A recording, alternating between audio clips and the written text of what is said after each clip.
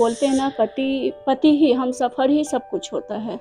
और जब बीच राह पे ही हम सफ़र साथ छोड़ दे तो उस महिला का क्या हो सकता है। मेरा साथ ऐसे वक्त में छोड़ दिया जब मेरे माता पिता मतलब सास ससुर भी नहीं थे। बच्चे मेरे काफ़ी छोटे थे, मुझे समझ नहीं आ रहा था क्या करें। एक बार तो लगा कि मैं भी शायद उनके साथ चली जाऊं। कोरोना ने छीना है, मैंने क्या छीना है, कोरोना ने मेरे बच्चों का बचपन भी छीन लिया कि बहुत छोटी उम्र में उन लोग पे जिम्मेदारी आ गई। आपने जो वो मंजर जो देखा वो कितना भयावह था? वो जुबान से नहीं बोला जा सकता।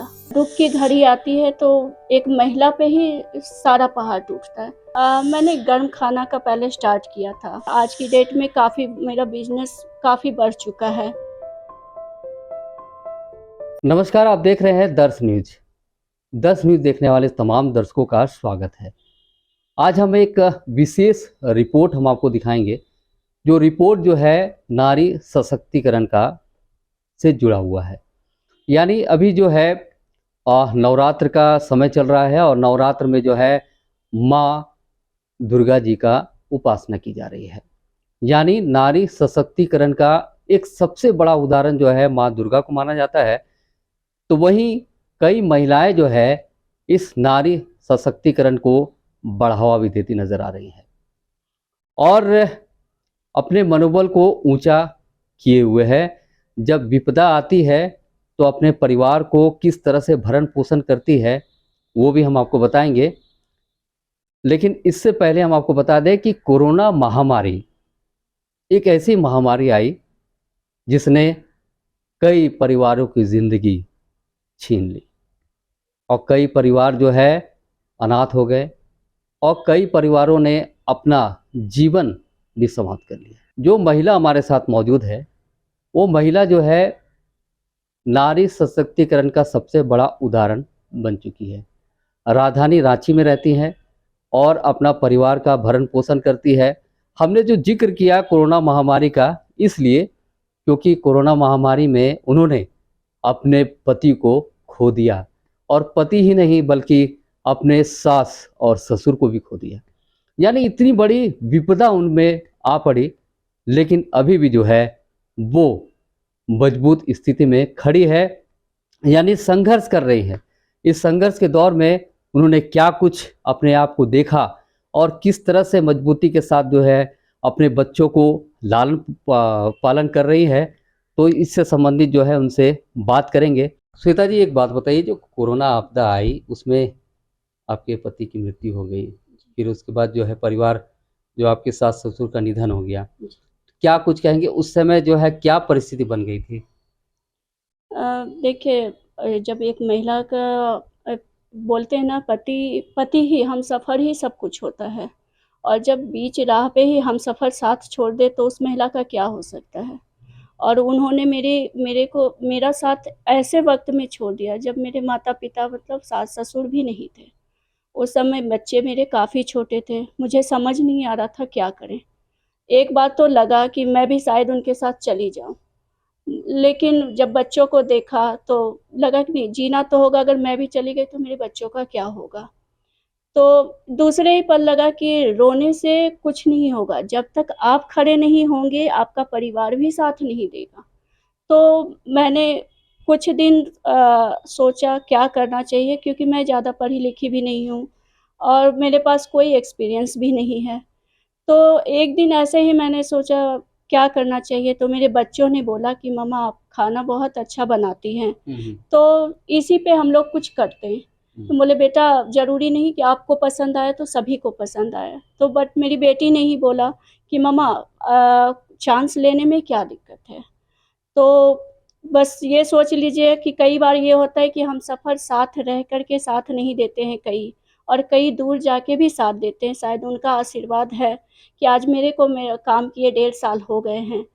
देखिए, सबसे बड़ी बात इन्होंने कहा कि हम सफ़र साथ में नहीं है, लेकिन उनका साथ जो है मिल रहा है, इसलिए जो है अपने काम को आगे बढ़ा रही है। मैम, ये बताइए कि आप अपने आप को स्टैंड कैसे की? मैंने स्टैंड किया, जैसे मैंने काम स्टार्ट किया, लोगों से बातें की, रिक्वेस्ट किया कि आप एक बार मेरा फूड ट्राई कीजिए। चलो, किस तरह का है? मैंने गर्म खाना का पहले स्टार्ट किया था, बट धीरे-धीरे करके मैंने रॉ मटेरियल्स भी रखना स्टार्ट किया और आज की डेट में काफ़ी मेरा बिज़नेस काफ़ी बढ़ चुका है। उसके बाद जब मेरे हस्बैंड गुज़रे थे, तो मुझे समझ नहीं आ रहा था। लोगों के लिए कोरोना सिर्फ़ एक बीमारी होती है, लेकिन मैंने भी सुना था जब कोरोना आया तो मैंने कहा कोरोना होता क्या है? कुछ नहीं है ऐसा। बट जब मेरे घर में वो कोरोना अटैक हुआ और बोलते हैं ना जब हमसफ़र को साथ छूटा तब मुझे लगा ये कोरोना बहुत बड़ी बीमारी है, जो कि मेरे घर को तबाह करके चली गई। मैम ये सहारा जो है, अब क्या कुछ सहारा आपके पास? मेरा सबसे बड़ा सहारा मेरे बच्चे हैं। उन्होंने मेरा हर वक़्त, हर समय साथ दिया। मुझे कई बार बहुत तकलीफ़ होती है कि मेरा बेटा 8 साल का उस समय 8 साल का था, मेरी बेटी 10 साल की थी। बट इ इ इस सहारे के चलते शायद कहीं न कहीं मैंने उसका बचपन छीन लिया। ये कोरोना ने छीना है, मैंने क्या छीना है, कोरोना ने मेरे बच्चों का बचपन भी छीन लिया क्योंकि बहुत छोटी उम्र में उन लोग पे ज़िम्मेदारी आ गई। बट आज की डेट में सब कुछ अच्छा चल रहा है। लेकिन आपने जो वो मंज़र जो देखा वो कितना भयावह था? वो ज़ुबान से नहीं बोला जा सकता। मतलब आज भी अगर उस चीज़ को याद किया जाता है तो आँसू नहीं रुक सकते। अ, क्या बोलूँ मैं तो सभी महिलाओं को एक ही बात बोलना चाहूँगी कि कभी भी कोई भी संकट आए, हारना नहीं है। क्योंकि अगर सभी महिलाओं की या सभी लोगों की एक ही शिकायत रहती है कि उनका परिवार साथ नहीं देता है।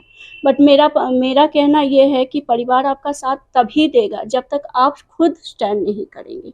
आप रोते रहेंगे तो शायद एक वक़्त के बाद आपके बच्चे भी आपका साथ छोड़ देंगे।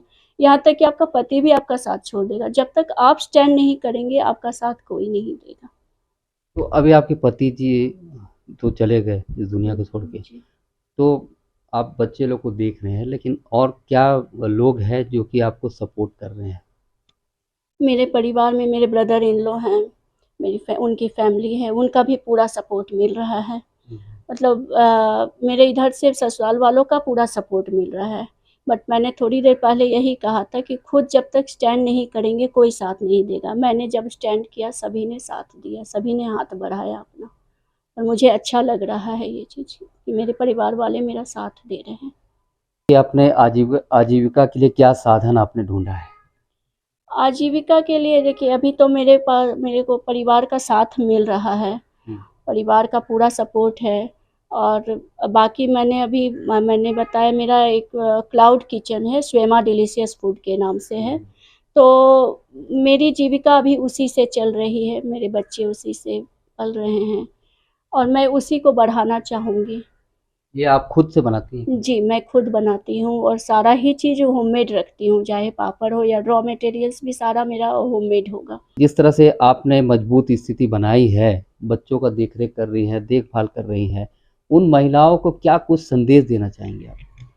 मैं उन महिलाओं को यही कहना चाहूँगी कि देखिए, कोई भी चीज़ होता है हाँ, दुःख की घड़ी आती है तो एक महिला पे ही सारा पहाड़ टूटता है। तो मैं यही बोलूँगी रोना नहीं चाहिए। एक वक़्त हाँ, आँसू आते हैं, मेरे भी आए, मुझे भी समझ में नहीं आया मैं क्या करूँ आगे। बट एक तो होता है उस समय दिल से नहीं दिमाग से सोचना होता है। अगर उनके बच्चे हैं या माता-पिता हैं, कोई भी हो या खुद अकेली हों, तो उनको स्टैंड लेना चाहिए। एक बार आँसू पोंछ करके ये भी आगे के बारे में ज़रूर सोचना चाहिए इस चीज़ को क्योंकि रोने से कभी हल नहीं निकलता समस्या का। और एक बात और मैं बोलूँगी कि भगवान से मैं एक दुआ करूँगी कि जो मेरा क्लाउड किचन इतना बढ़े, कि मैं उस क्लाउड किचन में वैसी महिलाओं को रखना चाहूँगी, जो टूटी हुई हैं। उनको मैं घर से लेके आऊँगी और अपने क्लाउड किचन में दूँगी। मतलब मैं सहायता लूँगी उनसे, मेरा ये सपना है कि वैसी महिलाओं को मैं जा कर के मिलूँगी उनसे और अपने क्लाउड किचन के हेल्पर मैं सहयोगी बनना चाहूँगी उनकी। तो ये थे श्वेता माधव अग्रवाल जी, जिन्होंने अपने जीवन परिचय के बारे में बताया। सबसे बड़ी बात है कि आजकल जो समाज में जिस तरह से महिलाएं अपने आप को मजबूत स्थिति में खड़ी कर रही है, ये तो बड़ी बात है, क्योंकि महिलाएं इतनी आसानी से टूट जाती हैं कि उनके सामने और कुछ बचता नहीं जब पति गुजर जाता है।